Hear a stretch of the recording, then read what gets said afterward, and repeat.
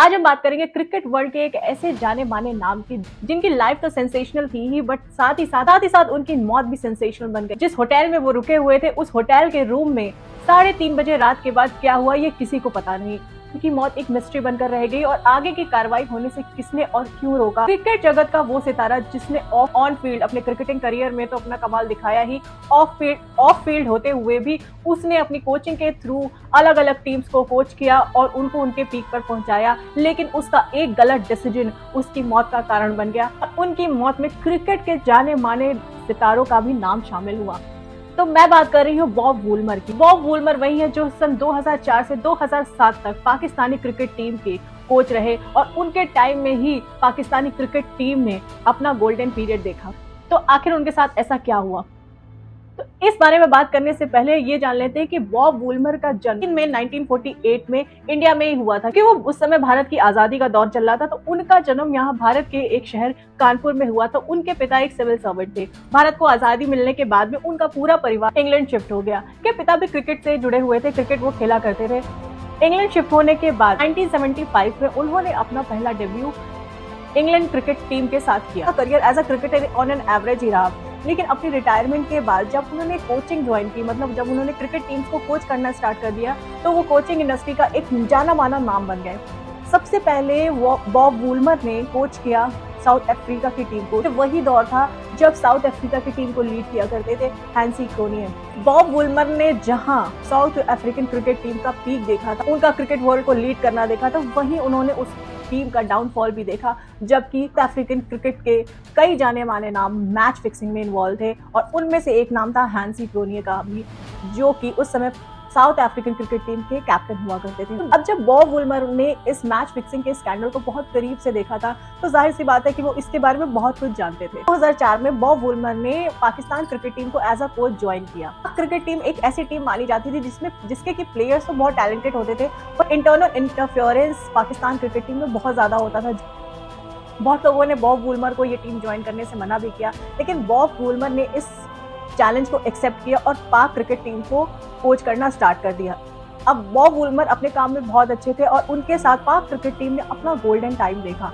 मतलब पाक cricket team एक चैंपियन टीम के नाम से जाने जाने लगी बॉब वुलमर की कोचिंग के अंडर। जहां बॉब वुलमर बहुत से प्लेयर में बहुत ज्यादा पॉपुलर थे, लेकिन कुछ ऐसे प्लेयर थे जो बॉब वुलमर को बिल्कुल पसंद नहीं करते थे। उनमें से एक थे पाकिस्तान क्रिकेट टीम के कैप्टन, जो थे इंजमामुल हक। इसके अलावा पाकिस्तान क्रिकेट टीम के एक जाने माने नाम, एक स्टार प्लेयर शोएब अख्तर भी बॉब वुलमर को पसंद नहीं किया करते थे। ये बात भी सामने आई कि शोएब अख्तर के साथ बॉब वुलमर की कई बार हाथापाई भी हुई।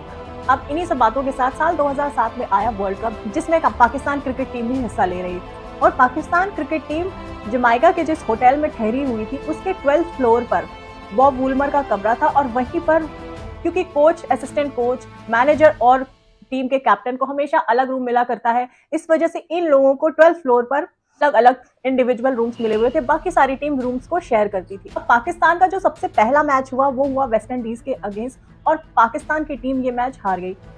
बॉब वुलमर इससे बहुत ज्यादा डिसअपॉइंट हुए, लेकिन क्योंकि ये पहला ही मैच था, इस वजह से उन्होंने दूसरे मैच पर फोकस करना ज्यादा जरूरी समझा, जो कि आयरलैंड के साथ था 17 मार्च 2007 को। बट 17 मार्च 2007 से पहले जब आयरलैंड से पाकिस्तान का दूसरा मैच था, उसके एक दिन पहले 16 मार्च 2007 को पाकिस्तान का एक डेलीगेशन आया, जो कि पाकिस्तान क्रिकेट से ही रिलेटेड था।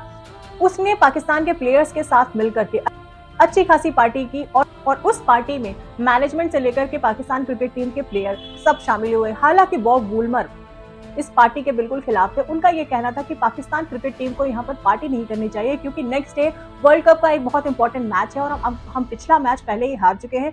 तो प्लेयर्स को यहाँ पर फोकस करना चाहिए अपने गेम पे और रेस्ट करना चाहिए, ना कि उन्हें पार्टी करनी चाहिए। डेलीगेशन के साथ कुछ रिपोर्टर्स को भी देखा। वहां पर बॉब वुलमर ने ये स्टेटमेंट दिया कि जावेद मियादाद और इमरान खान, जो पाक क्रिकेट टीम का एक बहुत ही जाना माना नाम है, उन्होंने उन रिपोर्टर्स को बॉब वुलमर के बारे में रिपोर्टिंग करने के लिए भेजा है। इससे हम ये अंदाजा लगा सकते हैं कि बॉब वुलमर की पाकिस्तान के जो सीनियर क्रिकेटर्स थे या पाकिस्तान क्रिकेट टीम के जो क्रिकेट से जुड़े हुए जाने माने नाम से उनसे ज्यादा बना नहीं करती थी, मतलब उनके बीच कोई टसल चला करती। 17 मार्च 2007 को पाकिस्तान का दूसरा मैच हुआ, जो आयरलैंड के साथ हुआ। आयरलैंड की टीम पाकिस्तान क्रिकेट टीम के मुकाबले बहुत ही ज्यादा कमजोर मानी जा रही थी और ये माना जा रहा था कि पाकिस्तान की टीम आयरलैंड की टीम से आसानी से जीत जाएगी। पाकिस्तान की पूरी टीम 132 रन पे ऑल आउट हो गई। इस मैच में आयरलैंड की विक्ट्री हुई, जिससे बॉब वुलमर को बहुत ही ज्यादा डिसअपॉइंटमेंट हुई। पाकिस्तान के मैच हारने के बाद में बॉब वुलमर वहां से उठ करके ड्रेसिंग रूम में चले गए और वहां से वो सीधे अपने होटल पहुंच गए। तो ये आपको ये बात जानना जरूरी है कि बॉब वुलमर एक बुक भी लिख रहे थे, क्योंकि वो मैच फिक्सिंग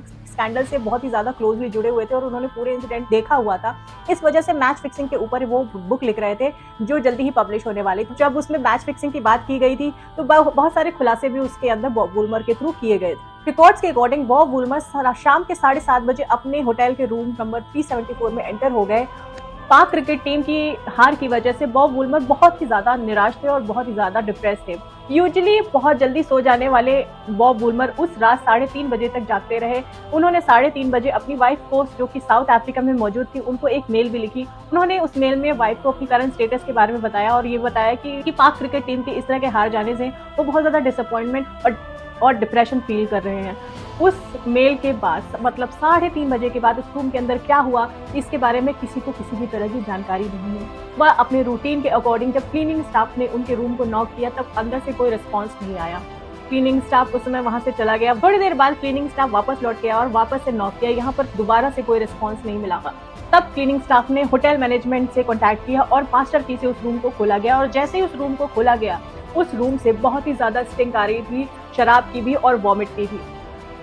जैसे जैसे होटल का स्टाफ रूम नंबर 374 में, जिसमें बॉब वुलमर रुके हुए थे, अंदर घुसा, वैसे वैसे ही वो स्टिंक बढ़ती चली गई। होटल का स्टाफ जब बेडरूम में पहुंचा बॉब वुलमर को ढूंढते हुए, तो वहां पर उनको एक पिलो मिला, पूरी तरह से ब्लड से भरा हुआ था, मगर वहां पर बॉब वुलमर मौजूद नहीं थे। क्लीनिंग स्टाफ में से एक लेडी पहुंची वॉशरूम में। वहां पर उनको बॉब वुलमर मुंह के बल लेटे हुए मिले और उनके शरीर पर सिर्फ टॉवल थी। टॉवल के अलावा उनकी बॉडी पर कुछ भी मौजूद नहीं था और चारों तरफ खून फैला हुआ था। इसकी खबर लगते ही तुरंत ही बॉब वुलमर को नजदीकी अस्पताल ले जाया गया, लेकिन वहां पर बॉब वुलमर की डेथ हो गई। और पाक क्रिकेट टीम के ऑफिशियल के थ्रू इस डेथ को का रीजन बताया गया हार्ट अटैक। उन्होंने ये बताया कि बॉब वुलमर क्योंकि डायबिटीज के पेशेंट थे, इस वजह से हार्ट अटैक की वजह से उनकी मौत हो गई।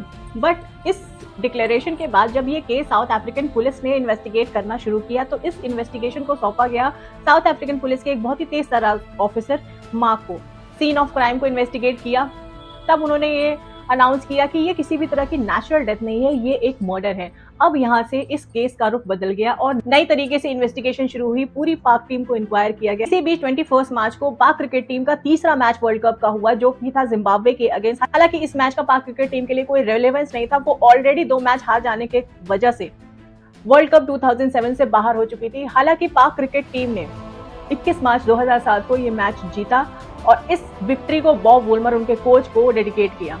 अब यहाँ पर सबसे बड़ा टर्न आता है तब जब 24 मार्च 2007 को साउथ अफ्रीकन पुलिस को एक सीसीटीवी फुटेज मिली, जहां पर जिसमें कि 2 इंसान दिखाई दिए, जो में से एक शॉर्ट हाइट था और दूसरा टॉल। अब जब ये CCTV footage south African police को मिली, उन ऑफिसर को मिली, तो उन्होंने पाक क्रिकेट टीम को वापस इंक्वायर करने की जरूरत समझी। तब तक पाक क्रिकेट टीम क्योंकि वर्ल्ड कप से बाहर हो गई थी, वो वापस अपने देश जाने की तैयारी कर रही थी और एयरपोर्ट तक पहुंच भी गई थी। वहां पर जाकर के साउथ अफ्रीकन पुलिस ने पाक क्रिकेट टीम को रोका और इस टीम से 3 सबसे इंपॉर्टेंट नाम, इंजमामुल हक जो कि उस समय पाकिस्तान क्रिकेट टीम के कैप्टन थे, तलत जो कि पाकिस्तान क्रिकेट टीम के मैनेजर थे और मुश्ताक अहमद जो कि असिस्टेंट कोच थे, इन तीनों से इंक्वायरी की गई, क्योंकि ये 3 ही उस फ्लोर पर मौजूद थे जिस फ्लोर पर बॉब वुलमर नंबर 374 था।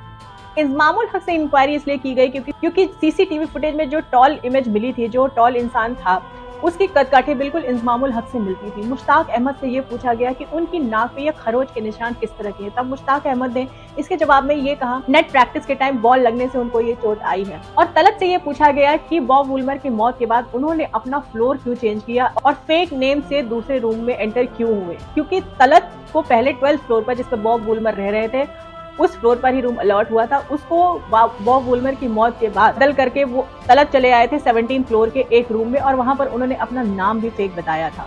और ये तीनों ही वो थे जो कि 12th फ्लोर पर उस समय मौजूद थे जब बॉब वुलमर उस फ्लोर पे रह रहे थे। वहाँ पर साउथ अफ्रीकन पुलिस को मैच फिक्सिंग का भी अंदेशा हुआ, क्योंकि आयरलैंड के साथ पाकिस्तान क्रिकेट टीम का मैच एक ऐसा मैच था जो कि आसानी से पाक क्रिकेट टीम जीत सकती थी, लेकिन फिर भी आयरलैंड के जीत जाने की वजह से मैच फिक्सर या बुकी जो थे उनको बहुत ज्यादा फायदा हुआ था। इस केस की इन्वेस्टिगेशन बहुत दिनों तक चली। लगभग 400 लोगों को इस केस में इन्वेस्टिगेट किया गया। पहले तो इसका इन्वेस्टिगेशन मर्डर के एंगल से किया जा रहा था, बट जैसे जैसे टाइम बीता, साउथ अफ्रीकन पुलिस के उसी तेज तर्रार ऑफिसर मार्क ने ये स्टेटमेंट दे दी कि ये कोई मर्डर नहीं था, ये सिर्फ एक नेचुरल डेथ थी। प्राइमा फेसी मर्डर समझने का रीजन उन्होंने ये बताया कि ऑटोप्सी की कुछ ऐसी रिपोर्ट थी जो एक्यूरेट नहीं आई थी, और जिन्होंने ये ऑटोप्सी की रिपोर्ट निकाली थी उनकी रिपोर्ट्स पहले भी गलत साबित हो चुकी हैं। इस वजह से इस केस में मर्डर का सस्पेशन आया। इस तरह से एक कोच की डेथ और पहले उसको मर्डर बताना और फिर ऑल ऑफ अ सडन उसको नेचुरल डेथ बता देना, इसके पीछे क्या रीजन हो सकता है और क्यों बॉब वुलमर की डेथ एक मिस्ट्री बनकर रह गई। ऐसा भी माना जाता है कि बॉब वुलमर के इस मर्डर के केस की इमेज की वजह से भी दबा दिया गया, क्योंकि अगर एक इंटरनेशनल मौत किसी भी कंट्री में होती है तो आगे चल के किसी भी और इंटरनेशनल इवेंट के होने के ऊपर क्वेश्चन मार्क लग जाता है और लोगों की क्रेडिबिलिटी उस कंट्री के ऊपर से खत्म हो जाती है। तो बॉब वुलमर का मर्डर हमेशा एक मिस्ट्री ही बनकर रह गया, जिसमें कि शायद बहुत ज्यादा हाई प्रोफाइल लोग भी शामिल हो सकते हैं।